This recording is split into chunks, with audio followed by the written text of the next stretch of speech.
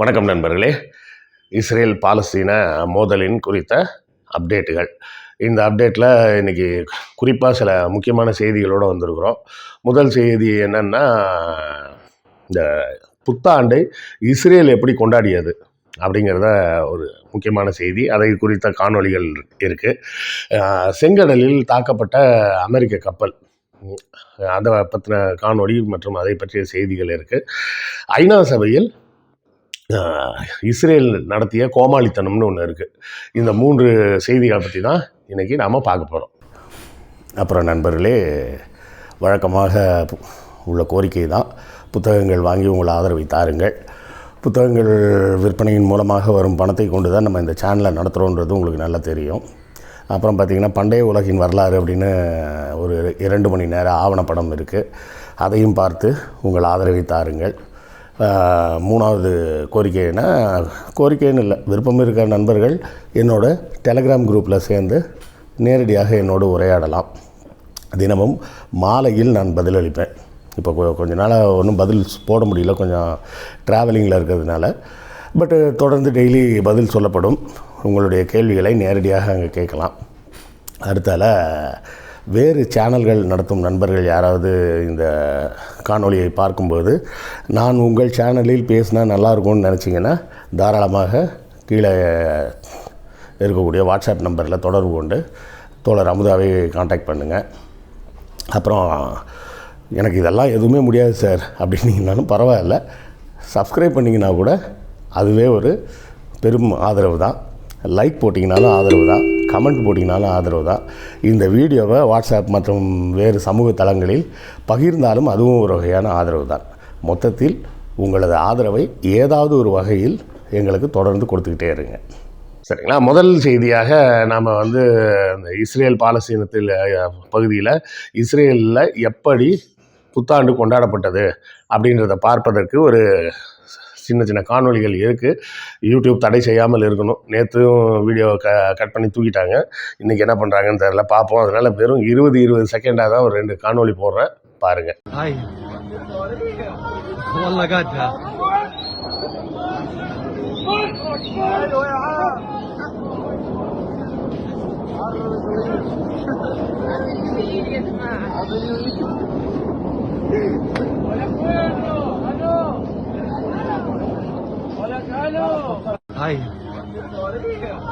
والله قادها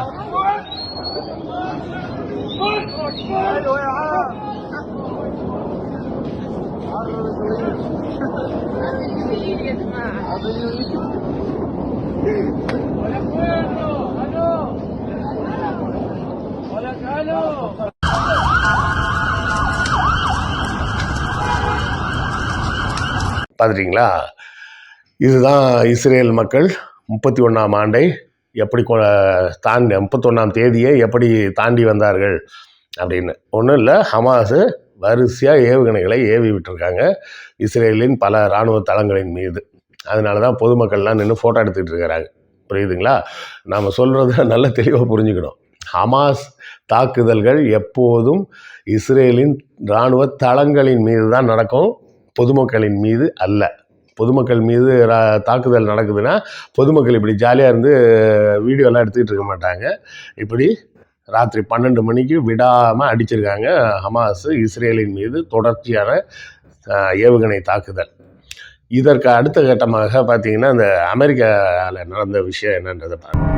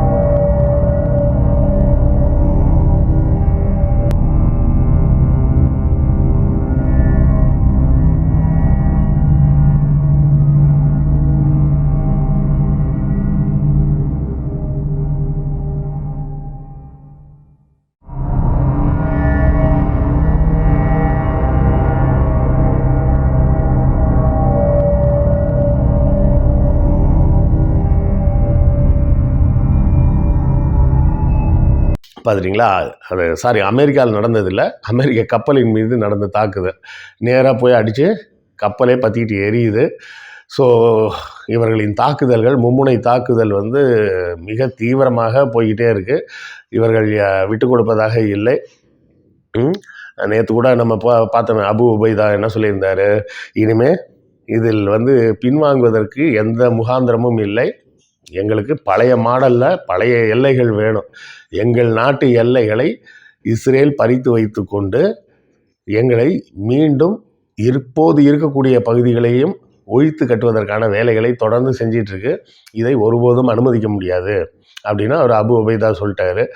அப்புறம் தான் நண்பர்களும் நிறைய பேர் சொல்லியிருந்தீங்க, அபு உபைதா தான் இன்றைக்கி தேதிக்கு அவர் தான் சார் யூடியூப்லேயே சூப்பர் ஸ்டார் அப்படின்னு. உண்மை, யூடியூப்பில் அவர் கிடையாது, மற்ற தளங்களில் தான் அவரோட வீடியோக்கள் வெளிவருகிறது.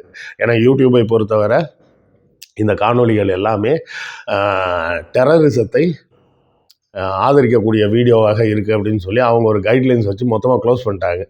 அதை யூடியூப் க்ளோஸ் பண்ணுச்சுன்னு சொல்லலாம், இல்லை யூதர்கள் க்ளோஸ் பண்ணுறாங்கன்னு சொல்லலாம். சரியா?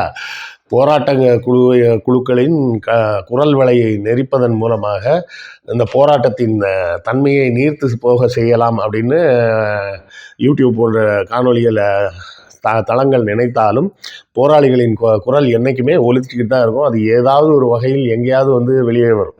பிரெஞ்சு புரட்சி யாரை எதிர்த்து நடந்தது? அந்த நாட்டு மன்னரையே எதிர்த்து தான் நடந்தது. மன்னரையே எதிர்த்து மக்கள் போராடும்போது அப்போ எந்த அளவுக்கு அடக்குமுறைகள்லாம் இருந்திருக்கும்?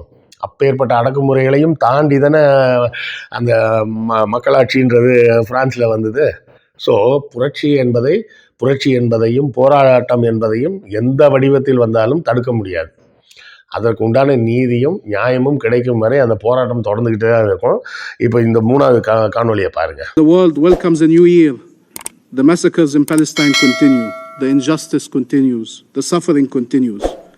How many Palestinian generations will have to suffer before finally being able to live in freedom and dignity and peace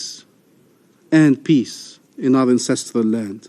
Fledged assault on 2.3 million Palestinians, besieged, bombarded, displaced, starved. 2.3 million Palestinians have been fighting for their life. From dawn till dusk, from dusk till dawn. Every single day for 80 days. There is undeniable evidence, multiple confessions of the criminal nature of this assault and of its criminal objectives, the destruction of a people to force their displacement. Innocent Israeli civilians being targeted in northern Israel every day by Hezbollah, Hamas, and other Palestinian organizations. Is this council silent? Why have you not condemned the rocket fire from Lebanon, Syria, and Yemen? The situation in northern Israel is reaching a point of no return. Every day, innocent Israelis are under attack. If these attacks persist, Israel will ensure these acts of terror stop. So why have you not spoken up? What is this effect, you may be wondering? So I'll remind you. A drunk man is stumbling around under a streetlight at night looking for his keys that he lost. A police officer approaches him and begins to help him search. After a couple of minutes, the police officer turns to the man and asks, I can't see your keys anywhere. Are you sure that you lost them here under the street lamp? The man turns to the officer and says, no, I lost them in the park down the road. I'm only looking for them here because this area isn't dark. So, distinguished council members, you are constantly being dragged underneath the streetlight. The distortion of UN agencies also drag you underneath the same streetlight. But there is nothing to be found under the streetlight. It's just easier to spend your time underneath it. Today, you have been dragged here again by the Arab League to give you the impression that the core of the conflict is not Palestinian terror, but Israel's acts of self-defense from Palestinian terror. Rather than spend this council's valuable time discussing the only way to resolve the conflict, you are being briefed by vehemently biased anti-Israel briefers. The Council has never invited a briefer who is truly impartial or can say even one word of criticism against the Palestinian Authority or the Palestinian leadership. This is why you are being falsely told that Israel's actions are the obstacle to peace, while Palestinian terror is hardly even mentioned, let alone discussed or addressed.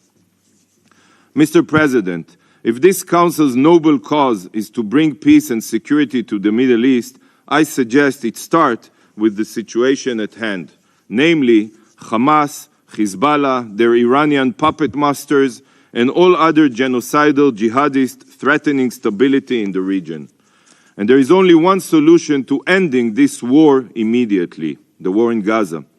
The Hamas terrorists must turn themselves in and release all hostages. This is the only solution, and this is precisely what this Council should be focused on advancing. Can the Council unite to back this solution? Sadly not. The Council cannot even come together to condemn the atrocities of October 7th. It is heartbreaking to see this Council not taking any constructive steps to end the war in Gaza. But it is particularly heart-wrenching to see the Council's inaction towards freeing our hostages from Hamas. It is shameful that the suffering of innocents, women, babies, the elderly, who were kidnapped from their beds, have become a footnote to this Council, to the Secretary General, to the International Red Cross, and to all UN bodies. I reiterate, calling for their release is not enough. The world must remember them every day. They committed no crime, and now they are locked away in a dark terror tunnel in Gaza. While the UN may choose indifference, Israel will not stop until we bring them home. Our hostages will not be forgotten. The world and the people of Gaza must know their names in order to remember why the war in Gaza is ongoing and will continue until we bring all of the hostages home. பார்த்தீங்களா? முதல்ல பார்த்தீங்கன்னா அந்த Israel பாலஸ்தீனத்தின் representative பேசுகிறாரு. அவர் பேசும்போது அவர் தெளிவாக என்ன சொல்கிறாரு, இந்த போரை நிறுத்த வேண்டும் என்றால் முதல்ல சீஸ் ஃபயர், போர் நிறுத்தத்தை இஸ்ரேல் கைக்கொள்ள வேண்டும். போர் நிறுத்தத்தை கைக்கொண்டால்தான் அதன் பிறகு பேச்சுவார்த்தைக்கு போக முடியும்னு சொல்கிறாரு. அதுக்கு அடுத்தால பேசின இஸ்ரேல் நாட்டு பிரதிநிதி என்னெல்லாம் வடை சுட்டுருக்காரு பாருங்களேன். அவர் அப்படியே பெரிய அறிவாளியாக ஒரு பழைய கதையெல்லாம் அங்கே சொல்லிகிட்டு இருக்கிறார். எங்கள் ஐநா சபையில் பழைய கதையை சொல்கிறார். அது ஒரு ரொம்ப ஓல்டு கதை. என்னென்னா, ஒருத்தன் ஒரு விளக்கு, ஒரு வெளிச்சமாக இருக்கிற ஒரு இடத்துல தேடிட்டு இருந்தானா. என்னடா ஆச்சுன்னா, என் சாவி தொலைச்சிட்டேன், அதான் தேடிட்டு இருக்கேன். சரின்னு அங்கே கேட்ட அந்த போலீஸ்காரன் கூட சேர்ந்து தேடி பார்த்தாராம். இந்த ஏரியாவில் எதுவுமே தெரியலையேப்பா அப்படின்னு. ஆமாங்க, அதுதான் எனக்கும் யோசனையாக இருக்குது. சரி, கரெக்டாக எங்கே தான் தொலைச்ச யோசிச்சு பார்த்து சொல்லலாம், கடைசியாக எப்போ சாவி இருந்தது உங்ககிட்ட அப்படின்னு கேட்டிருக்காரு. அதுவாங்க அந்த பார்க்கிட்ட இருக்கும்போது தான் கீழே விழுந்துருச்சு அப்படின்னானா. பார்க்கிட்ட விழுந்தா இங்கே ஏன்டா தேடுற அப்படின்னு. அங்கே இருட்டாக இருக்குங்க, இங்கே வெளிச்சமாக இருக்குது, அதனால் இங்கே தேடுறேன் அப்படின்னு ஒரு கதை ஒன்று சொல்கிறார். இந்த கதையெல்லாம் யாராவது உன்ட்ட கேட்டாங்களா? பிரச்சனைக்கு பதில் சொல்லியா அப்படின்னா சம்மந்தம் இல்லாமல் ஒன்று சொல்கிறது. இந்த வாட்டர் பவுட்ரின்னு சொல்லுவாங்க பார்த்தீங்களா, அது மாதிரி சொல்லிவிட்டு என்ன சொல்கிறாரு, ஹமாஸ் ஆயுதத்தை கீழே போட்டுவிட்டு எங்களிடம் சரணடைய வேண்டும். உங்ககிட்ட ஏன்டா சரணடையணும்? எங்களிடம் சரணடைந்தால்தான் போர் நிறுத்தப்படும் அப்படின்னு கடைசியாக அந்த ஒரு வரி சொல்கிறதுக்கு இவ்வளோ பெரிய கதையை ஒன்று சொல்லி வச்சுருக்காரு. நான் கேட்குறேன், போரை நிறுத்தணும், அதை ஆயுதங்களை கீழே போட்டால் நீ அவனை மொத்தமாக காலி பண்ணுவல்ல. ஏற்கனவே நீ பாலஸ்தீன மக்களை கொண்டுக்கிட்டு தான் இருக்கிற. அதை தான் அபு உபைதா ஏற்கனவே சொல்லிட்டாரு. இவர்கள் அபு உபைதாவும் சொல்லியிருந்தார். அதுக்கு முன்னாடி ஒரு டிவியில் பேசின அந்த ஸ்போக்ஸ் பர்சனும் சொல்லியிருந்தார். என்ன சொல்லியிருக்காங்க, இவங்க கேட்குற கேள்வி தான், உங்கள் போராட்டத்தின் காரணமாக பொதுமக்கள் கொல்லப்படுகிறார்களே அப்படின்னு. நாங்கள் போராடவில்லை என்றாலும் பொதுமக்கள் கொல்லப்படுகிறார்கள் இஸ்ரேல் படைகளால். அட்லீஸ்ட் இப்போ திருப்பியாவது அடிக்கிறோம் அப்படின்ற பயமாவது இருக்குது இஸ்ரேலுக்கு அப்படின்னு தெளிவாக சொல்லியிருக்கிறார். இப்போ நீ என்ன சொல்கிற, நாங்கள் போரை நிறுத்திவிட்டால் இஸ்ரேல் என்ற ஒரு நாடு இல்லாமல் அழிச்சிடுவாங்க ஹமாஸ் அப்படின்னா. அப்போ அவன் மட்டும் என்னடா, அவன் ஆயுதங்களை போட்டு உன்ட்ட சரணடைஞ்சா நீ பாலஸ்தீனன்ற மக்களே இல்லாமல் அழிச்சிருவிய. முதல்ல இஸ்ரேல்னு ஒரு நாடே கிடையாது, அதை உனக்குன்னு கொடுத்தாங்க. அதை மட்டும் வச்சுட்டு இருக்கிறத விட்டுவிட்டு மொத்த பகுதியும் எனக்கு தான் வேணும்னு இருக்கிறேன். அதுலேயும் உங்கள் ஆளுங்கெல்லாம் எத்தனை பேர் பேட்டி கொடுத்துருக்குறாங்க. ஈராக் எல்லாமே எங்களுக்கு தான் வேணும். ஏன் வேணாம், வந்து இந்தியாவே எடுத்துக்க. இந்த பக்கம் வந்து இந்தியாவே எடுத்துக்கோ, அந்த பக்கம் போய் ஸ்பெயின், போர்ச்சுகல், இங்கிலாந்து எல்லாத்தையுமே எடுத்துக்க. அந்த ஜயானிஸ்ட்ன்றவங்களோட அந்த கூட்டத்தின் அந்த ஏமாற்று கூட்டத்தின் ஒரே லட்சியமாக அவர்கள் எதை வச்சுருக்காங்க, மொத்த உலக மக்களும் இஸ்ரேலுக்கு அடிமையாக இருக்கணும் அப்படின்னு வச்சுருக்கிறாங்க. இதை யாரும் புரிஞ்சு கொள்ளவில்லை. புரிஞ்சுக்காமல் என்ன சொல்லிட்டு இருக்காங்க, இயேசு வந்து இஸ்ரேல் மக்களுக்கு தேவையான பலத்தை கொடுப்பார் அப்படின்னா உளறிட்டு இருக்காரு. அவன் அடிமையாகணும்னு சொல்கிறது உன்னையும் சேர்த்து தாண்டா அடிமையாகணும்னு சொல்லிட்டு இருக்கிறான். அவன் பாலஸ்தீன மக்களை மட்டும் அடிமையாகணும்னு சொன்னால் பரவாயில்ல, அப்போ கூட பரவாயில்லன்னு எப்படி சொல்ல முடியும்? யாரோ ஒருத்தன் வந்து இன்னொருத்தனை அடிமையாக ஆக்குவான்னு அதை எப்படிங்க ஏற்றுக்க முடியும்? அவர் பாலஸ்தீனத்தோடு நிற்பதாக இல்லை. அவர்கள் என்ன சொல்கிறாங்க, மொத்த உலகத்தையுமே எங்களுக்கு அடிமையாக இருக்கணும், யூதர்கள் மட்டும்தான் மனுஷன், மற்றவெல்லாம் மனுஷனே கிடையாது, அவர்களெல்லாம் மிருகங்களை போன்றவர்கள், அவர்கள் எங்களுக்கு அடிமையாக வேலை செய்வதற்காகவே பிறந்தவர்கள் அப்படின்னு அவன் சொல்லிட்டு இருக்கிறான். இதை வந்து தைரியமாக எப்படி வந்து ஐநா சபையில் வந்து பேசுகிறாங்க பாருங்க. இதை பார்த்து கொண்டு இந்த அமெரிக்கா இருக்குன்ற ஒரே ஒரு தைரியத்தை வச்சுக்கிட்டு இவனுக்கு ஆடுற ஆட்டம் இருக்குது பாருங்க, அது கொஞ்சம் நெஞ்சம்லாம் கிடையாது. இதை நாம் அனுமதிக்கக்கூடாது. நம்ம அதை எதிர்த்து தொடர்ந்து குரல் எழுப்பி கொண்டே தான் இருக்க வேண்டும். நமது குரல் எப்போதும் பாதிக்கப்பட்டவர்களின் பக்கம் நிற்க வேண்டும். அவர்கள் விடுதலை பெறுவதற்கும் விடுதலை பெற்ற சுதந்திர பாலஸ்தீன நாடு உருவாவதற்கும் நாம் தொடர்ந்து குரல் கொடுப்போம். ரஷ்யா போன்ற நாடுகள் பின்புலத்தில் இருந்து உதவி கொண்டு இருக்கிறார்கள். நேரடியாக வர முடியாதுன்றதுக்கு பல சிக்கல் இருக்குன்றது நமக்கு தெரியும். அதை தொடர்ந்து அவர்கள் எப்படி வெற்றி பெறுகிறார்கள்? ஹமாஸின் வெற்றி என்பது அப்பாவி மக்களின், பாதிக்கப்பட்ட மக்களின் வெற்றியாக விரைவில் மலர வேண்டும். மலரும், மலர்ந்தே தீரும். அதை நான் சொல்லவில்லை, அவர்களே சொல்லிட்டாங்க. இதை வந்து நாங்கள் எங்களுடைய உரிமைகளை பெறும் வரை இந்த போராட்டம் நிற்கப் போவதில்லைன்னு சொல்லியாச்சு. ஸோ இதை தொடர்ந்து என்ன செய்தி அப்டேட்கள் வருதுன்னு பார்ப்போம். அந்த வந்த உடனே அந்த செய்திகளையும் உங்களோடு பகிர்ந்து கொள்கிறேன். நன்றி, வணக்கம். உங்களுக்கு இந்த வீடியோ பிடித்திருக்கும் என்று நம்புகிறோம். இந்த சேனலை சப்ஸ்கிரைப் செய்யுங்கள். எங்கள் வீடியோவை உங்கள் நண்பர்களுக்கு ஷேர் செய்யுங்கள். எழுத்தாளர் கிருஷ்ணவேலின் நூல்களை தமிழ்நூல் மன்றம் வெப்சைட் மூலமும் வாங்கலாம், வாட்ஸ்அப் மூலமும் வாங்கலாம். இரண்டுக்குமான லிங்க் டிஸ்கிரிப்ஷனில் உள்ளது. நன்றி.